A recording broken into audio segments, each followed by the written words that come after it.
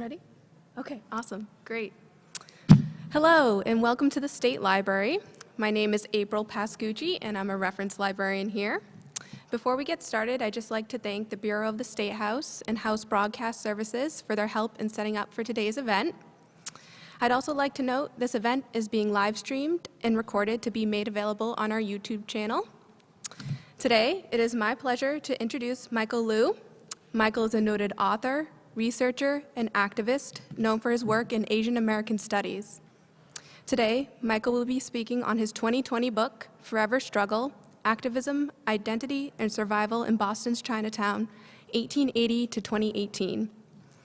Boston's Chinatown is one of the city's most well-known enclaves. Despite urban renewal projects and encroaching developers, the neighborhood has maintained its presence and identity in an ever-changing city. Forever Struggle presents a history of the neighborhood and the efforts of the community to have its voice heard.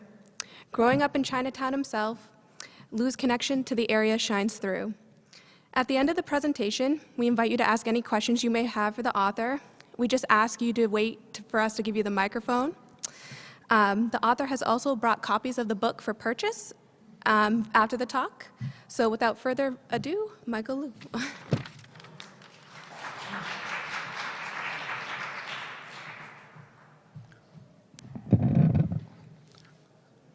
Yes, I want to thank the State Library for hosting this event and for the staff who had to actually do the actual work to realize it.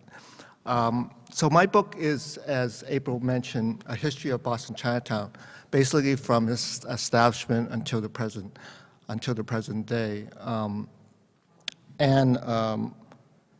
was particularly interested in how Boston Chinatown as an ethnic enclave has been able to survive all these many decades when so many other ethnic enclaves of its era have long passed into history. So of course Boston has a long history. Oh, for those of you that may not be as familiar with Boston Chinatown, this is a street map of Boston Chinatown. I can't get a good view here, but the black dots are on the map show the boundaries of Boston Chinatown. But you may notice that there are a lot of blue areas, and that those blue areas are primarily buildings of the Tufts, what's now Tufts Medical Center.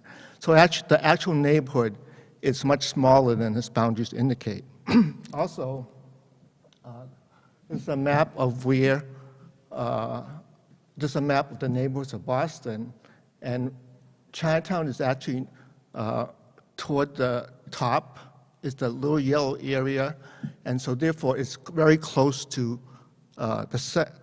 downtown Boston, as opposed to areas like Brighton and Dorchester, which had been annexed into the city of Boston around this time. So Boston was one of many Chinatowns that were established in the eastern United States. They were quite widespread. There were Chinatowns in places like Detroit, Cleveland, Columbus, Ohio, Providence, Rhode Island, Baltimore, Maryland, and Hartford, Connecticut.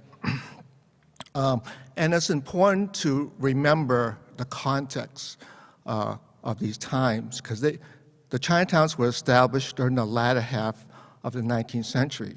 And the latter half of the 19th century was bracketed by the Mexican-American War in 1848, that ended in 1848, and the Spanish-American War of 1898.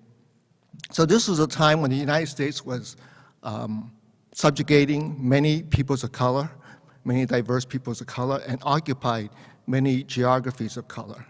And so in order to justify these subjugations and these occupations, political ideology of basically othering and contempt for the people, and unequal and unjust treatment of these people. So the Chinese first came because of the gold rush in California around in the 1850s, and also to provide labor for the recently assembled continental United States. But just to give you an idea of the attitudes that were common, this is an image from Harper's in 1871, and the writing behind the two figures in the foreground indicate common sentiments among the population, particularly the white working class. And I just want to read to you, so the topic says a Chinese question, and I just want to read you one line which says that, the Chinese are the vilest and lowest form of the human race. I, as a white man, am opposed to them on the basis of, race, morality, industry, and actually I can't see the screen, so I can't read the rest of it. But this is typical of the comments throughout, these writings that represent this sentiment. And so there was a lot of resentment against the Chinese that were immigrating to the United States. And this soon blossomed into violence. Most people are unaware that, for example, that the largest lynching in the United States occurred in 1871 in Los Angeles, when 15 Chinese were lynched and 6 others were killed by other means. And that 300 cities and towns in the American West lynched, shot, and drove out of the municipal boundaries the Chinese population. So this was the motivation for the formation of Eastern United States Chinatowns. They migrated on the railroad, the Transcontinental Railroad, which they had helped build, and they populated these Chinatowns. So Boston Chinatown was established, was acknowledged for the first time in 1880 by the Boston Globe. They mentioned a Chinese quarter. This is actually an illustration from the article that talks about the Chinese quarter. It's an image of Harrison Avenue looking north. And on the left side, you see Chinese figures. They were Chinese buildings, Chinese occupied buildings on the left eastern side. On the western side was non-Chinese buildings. But typical, showing the attitude of the times is that in the 1890s, when the city decided to widen Harrison Avenue, they only took the buildings on the eastern side, and intending to drive out the Chinese quarter. But the Chinese just simply rebuilt on foreshortened buildings. So this area was a landfill. Some of you may know that in the early days, the city was a peninsula connected by Washington Street to cities and towns to the south, like Jamaica Plain and Dorchester. And on the either side of Washington Street were bodies of water. Like on the western side was Back Bay, which is how it got its name, and on the eastern side was the South Cove. So South Cove, which is where Chinatown is. So the South Cove was filled in order to attract railroads from upstate New York. This it successfully did, and that in turn attracted the garment and leather industry into the area. So it was a dirty, noisy, undesirable area to live. And so consequently, the housing that was built in this area were primarily intended for immigrants, so that Irish, Italian, Eastern European, Jews, and Syrians and Lebanese preceded the Chinese into the area.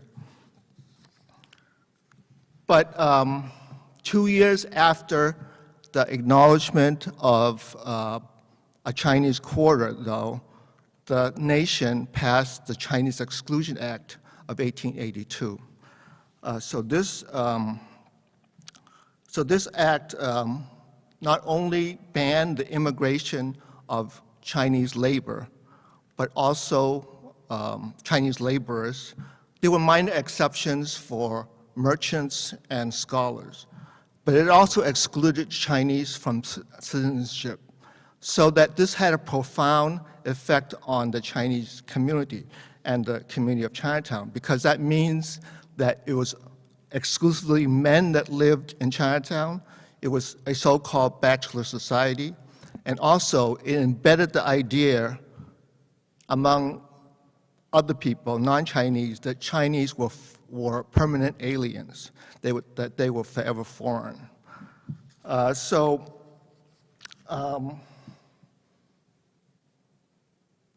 This, for example, is an image of from the U.S. Border Patrol, which was the forerunner for ICE, Immigration and Customs Enforcement.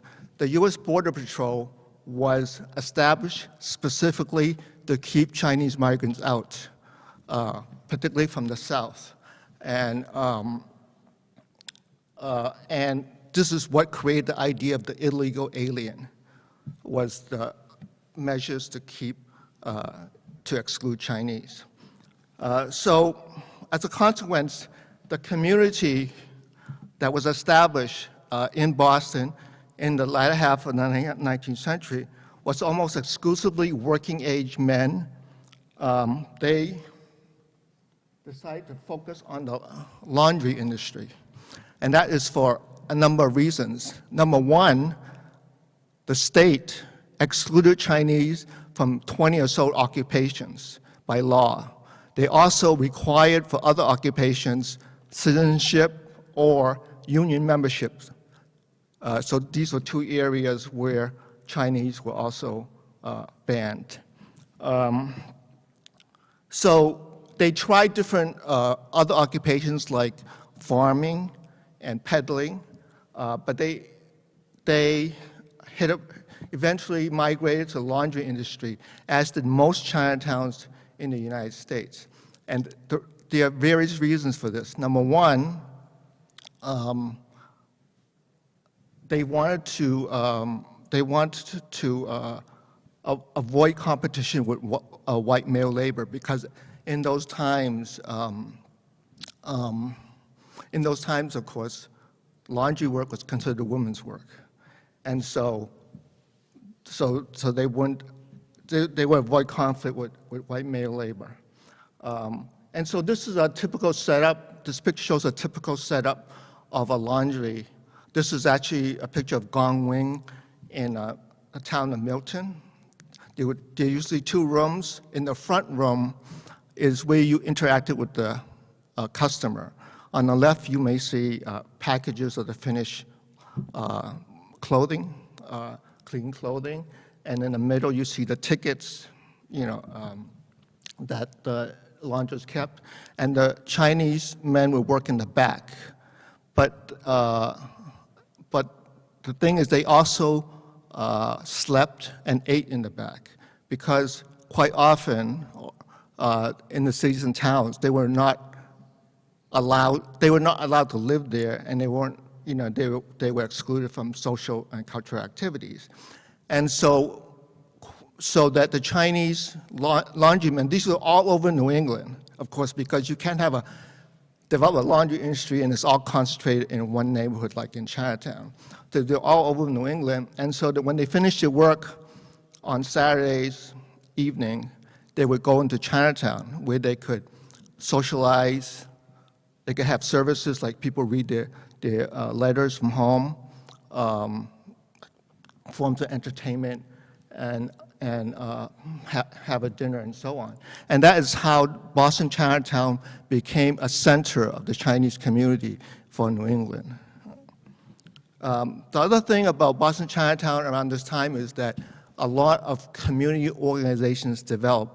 For whatever reason, Chinese like to form organizations. So these were traditional organizations based upon kinship and geography, so that if you were of a certain surname, then there was a family association for you. So when you came over, they would put you up for a few days and so on, help you find a job. But these organizations were very cautious, which is understandable given the violence that they had witnessed, and they were very compliant with the authorities. They also had a strategy of cultivating allies among elite members of mainstream society. And they occasionally fought for core rights, core interests of the community, which is primarily legal rights as far as immigration and citizenship. So it's in its relationship with the larger community. As I mentioned before, Harrison, when Chinatown was established fairly early, Harrison Avenue was widened in an attempt to eliminate Boston Chinatown. There were subsequent attempts to get rid of Chinatown. In 1903, there was a fairly well-known raid in an attempt to deport the population. The reason was there had been a violent fight between two Chinese brotherhood organizations. But they used it as a reason to try to deport the population. But the Chinese then, with the help of their allies, organized a rally in Faneuil Hall. And their allies like abolitionists, Sunday school teachers, because there were many Sunday schools in Chinatown in attempts to Christianize the Chinese population, and so on. And so as a result, even though some people were deported, Chinatown was allowed to continue. So on the whole, I would say that the attitude toward Chinatown in this early period was that it was marginally tolerated. There was slow progress at the turn of the century into the 20th century. There was the decline of the laundry industry because around this time, washing machines were invented. And so, of course, that competed with the hand laundry business. But there was a parallel rise in the restaurant industry and food service industry for the Chinese community. This is because of two reasons. Number one, at least for Boston Chinatown, I've heard different reasons for West Coast Chinatown, is that in the turn of the century, there was this Victorian practice of slumming, where middle class, primarily white residents would go into poor areas, see the sights, and sample the food. And this included prominent members of the community, like, at least in Massachusetts, the lieutenant governor, the chief of police, and as well as many ministers and different social clubs. So that was one avenue in which Chinese food was introduced to a wider population. The other was that from the garment industry. The garment industry was primarily run by Jewish Americans. And so on Christian holidays, Chinese establishments were one of the few things that were open that people could go. And so over time, going to Chinese restaurants became a tradition among the Jewish population. The other thing about the establishment of restaurants was that it allowed the owners to achieve merchant status. Remember earlier I mentioned that the Chinese Exclusion Act had an exclusion for merchants and scholars. So by becoming merchants, having merchant status, they could send for wives from China.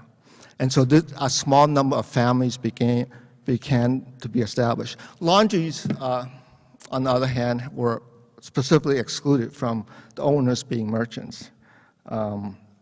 So basically, during this time, I think there was a growing but begrudging acceptance of Chinatown. But the most important influence on the status of the Chinatown community were U.S.-China relations. Because of this idea about, they were foreign, is that, so China was an ally of the United States in World War I, that helped. But the biggest influence was that in the 1930s, the Japanese incursions into China and the stories that were covered in the media about the abuses of the Japanese military on the Chinese population stimulated a lot of sympathy toward Chinese and by extension, Chinese Americans. So this, of course, particularly heightened when the United States entered World War II after the attack on Pearl Harbor. And once again, China was an ally of the United States. So, and this is really the turning point, because for the first time, Chinese could also work outside of Chinatown. They began to work in the naval yards. They began to work in industries that was manufacturing war materials. And also by 1943, the Chinese Exclusion Act was repealed. It was repealed, but it continued, because it became a part of the propaganda of the Japanese government. They had radio broadcasts talking about why is China fighting with the United States when they wouldn't even allow them to immigrate. And they were protests in both United States and China against the Exclusion Act. So anyway, the Exclusion Act, but there was continued prejudice against Chinese, as evidenced by the very small quota that was allotted to Chinese, which was 105 worldwide, which means that no matter what country they were coming from, or they were citizens of, if they were of Chinese extraction, it was counted as part of the quota. But it was,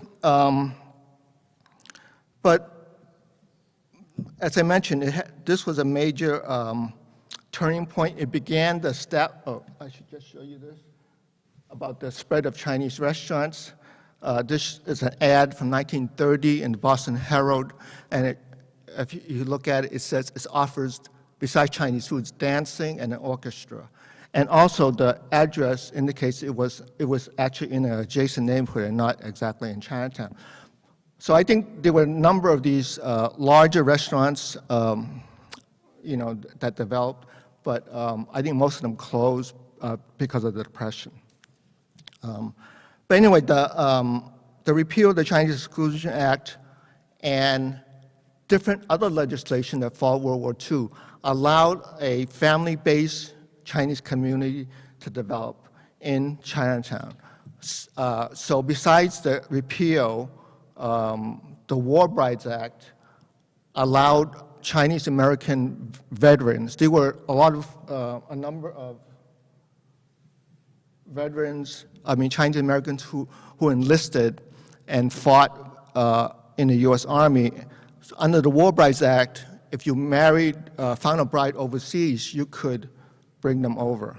So a lot of Chinese American veterans went to China or other places close to China and found brides and brought them over. So that increased the number of families in Boston Chinatown. There were other minor flows, such as there was a refugee from, for those people fleeing communism in China and so on. But they were relatively small flows, but it allowed a family-based community to develop in Chinatown. And most of the women worked in the garment industry. This is actually a picture of my family. My mother, who's in the picture, was both a war bride and a garment worker. I'm the middle child there. And it was also the Chinatown community had a small town feel because everybody worked in the same industry. They either worked in garment, in restaurant, or in laundry. And all of them came from the same part of China, on the southern Chinese coast, close to Hong Kong. And this small town feel, so everybody knew each other or were related to each other. And this small town feel, and the family-based neighborhood only increased when immigration laws were changed in 1965, when the quota system was gotten rid of, and there was a much larger flow of Chinese immigrants. The problem was that at the same time the family-based neighborhood was being established, the federal government was passing legislation that would resurface the question of the existence of places like Chinatown. So the legislation was primarily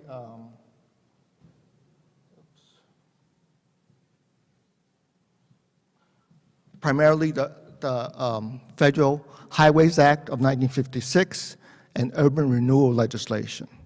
So if you know anything about the history of those legislations, that legislation targeted in particular poor communities of color. And Chinatowns were no exception. So that when I mentioned to you all the Eastern United States Chinatowns, most of those were wiped out during this period. And Boston is one of the few that has survived. But nevertheless, in Massachusetts, of course, in the 1950s, we built the Central Artery, which is part of Interstate 90, which is now Interstate 93. And so in this image, Chinatown is in the upper part of the picture, and the Central Artery went north-south. Originally, its route was to go right through the Chinatown business district. However, through organizing, the merchants organized with the labor unions and the garment manufacturers, and were able to shift the route somewhat to the east, and so it only took out part of Chinatown.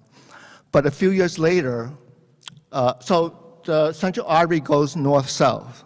A few years later, we had the Massachusetts Turnpike extension, which goes east-west, which goes, it's hard to see, but it's like somewhat in the middle of the picture. It goes east-west and then turns north. And that took out more of Chinatown. In addition, under urban renewal, the South Cove Urban Renewal Act envisioned demolishing all of residential Chinatown in order to allow what is Tufts Medical Center today to expand. There was a minor intervention in which they were allowed to keep maybe a sliver of a block-wide area close to the highway. And finally, 10 years after that, there was the placement of the adult entertainment district in Lower Washington Street. That was in an area that was next to the Chinatown community, the Chinatown neighborhood. But there was not much consideration that it was a family community at the time. So it was clear because of this that the traditional leadership and their policies were unable to deal with the issues that the community was facing, that the idea about compliance would not work, and they were unable to meet the needs of the growing population, because these traditional organizations, they actually had some basic services, like if you died, they would ship your bones back to China. Or if you needed a place to stay for a few days before you found a job, you could stay in the family association. But these people needed education, health, and other needs. And so, so around this time, a new American-born generation that came out of this family-based community arose to challenge for leadership in the community. And you can tell here from the changes in the organizations in Chinatown that there was a big leap beginning in the 1970s. And so these organizations provided services like youth programs, multi-service health centers, and so on. And they also were they were more confrontational, and they were heavily influenced by the civil rights and the Black Power movements.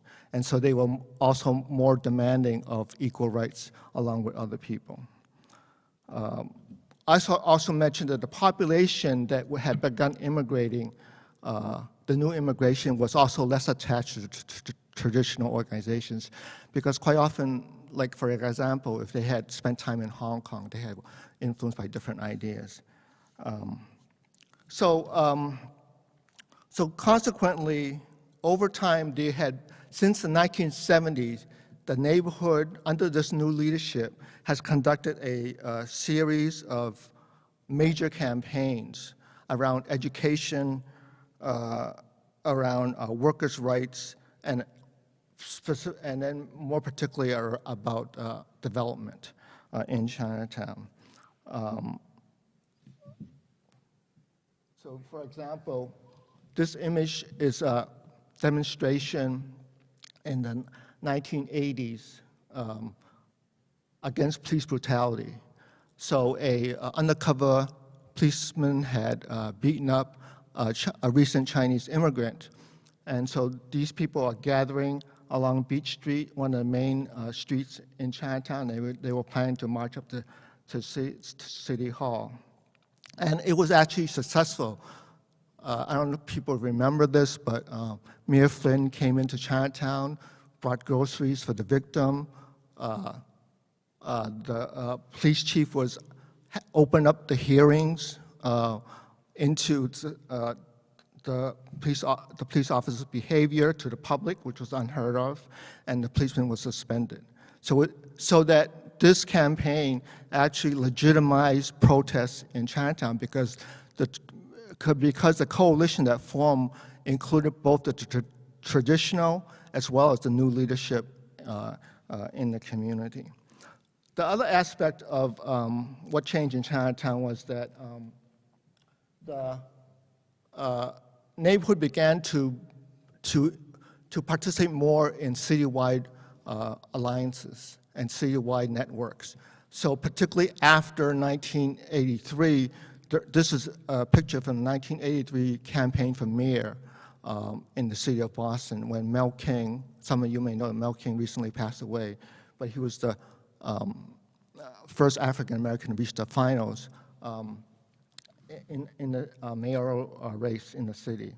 And so that, so a lot of the new leadership began to get involved in electoral politics, and so that consequently, after the Mel King campaign, the new leadership got involved in a series of citywide coalitions, beginning with the Rainbow Coalition, which succeeded the Mel King campaign in 1983, up into the present day, in which the Right to the City Alliance. And Chinatown has continued to be very active electorally, so that I think in terms of its turnout and its voter registration, it's among the highest in the communities of color in the city. And it's today kind of seen as one of the most active neighborhoods in the city.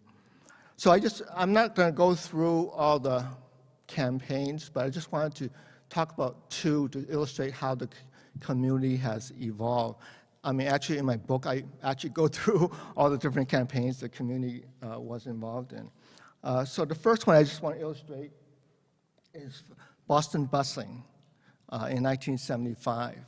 So the problem with the Boston busing order issued by Judge Arthur Garrity was that it addressed the issues of the African-American community and the white community. It didn't talk at all about Chinese and Latino communities. So that,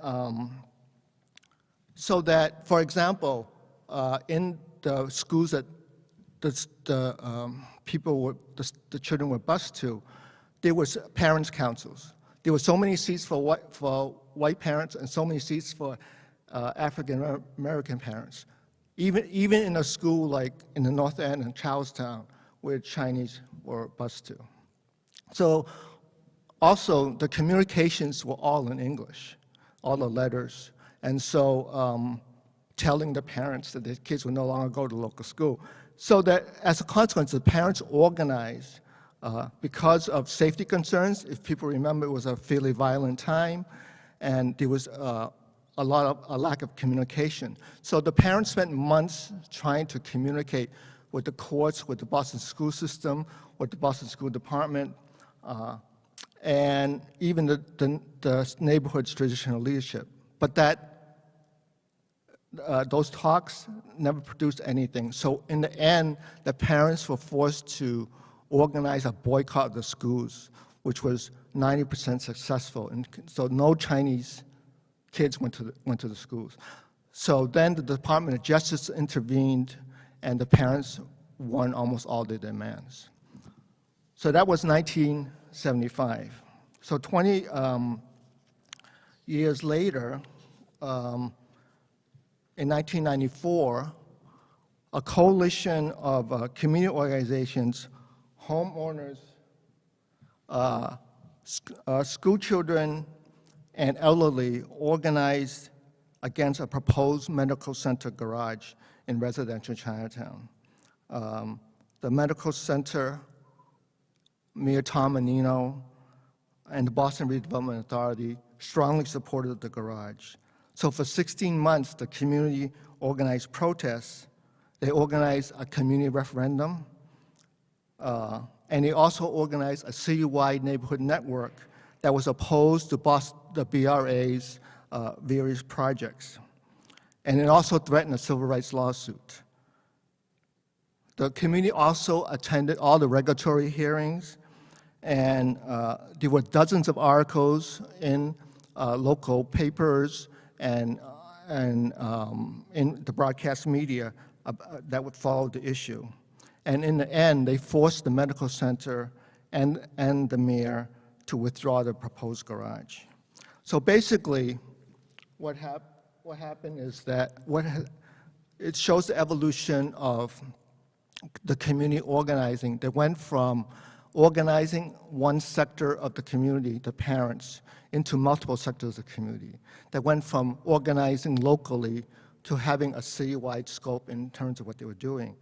And that went from just participating in protest politics to utilizing all the modern means of organizing, which includes the media, lobbying, and legal devices. And that, as a consequence, as I mentioned, because this has happened again and again over all this time, the community is seen as I mentioned, one of the most active in the city. So consequently today, what is the situation? Well, really, there is, a loss of land for the community over time. However, the population has stabilized, particularly on the southern border. I can't show you, but against the Massachusetts Turnpike, in the housing projects, the community has been able to stabilize the low-income apartments in that area. But on the other hand, there is continued threats. This is a picture looking north on Washington Street. You can see right in the middle picture the Kensington, and behind that is Millennium Place and Millennium Tower. This is on the northern border of Chinatown. And so everybody knows that development, there's so much money in development and has the biggest influence in city elections. So that there's tremendous pressure. This is also true in the southern border of Chinatown, in the Ink Block, and of course on the eastern side is the highways, on the western side is Tufts Medical Center. So I would say that on the whole, Chinatown has an uncertain future. But it has been able to survive all this time because it has had a dense community network. It has had continuous and dedicated community leadership. And the neighborhood has been able to show that it's able to learn and to evolve over time. So I think that is the best hope for the continuation of Chinatown beyond the near future. So thank you.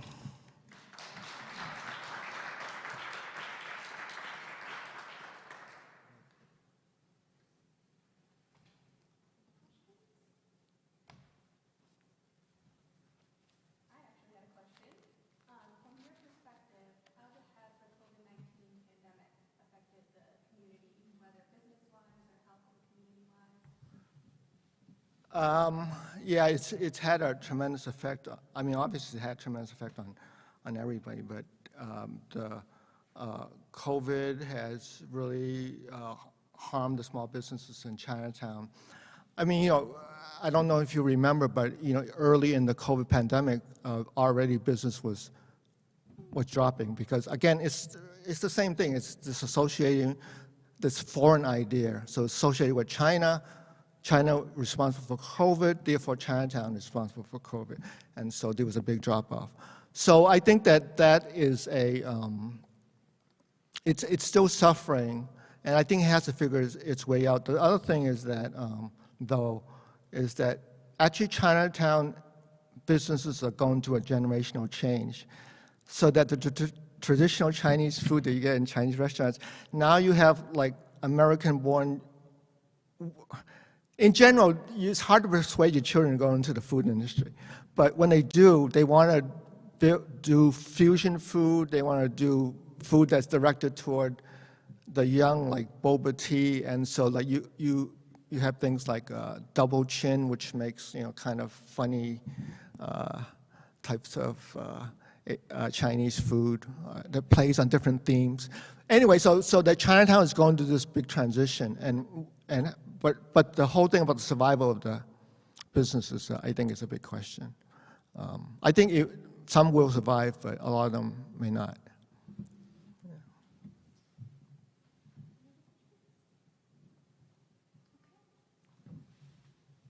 Well, thank you, Michael, so much. Oh, one more question? Yeah.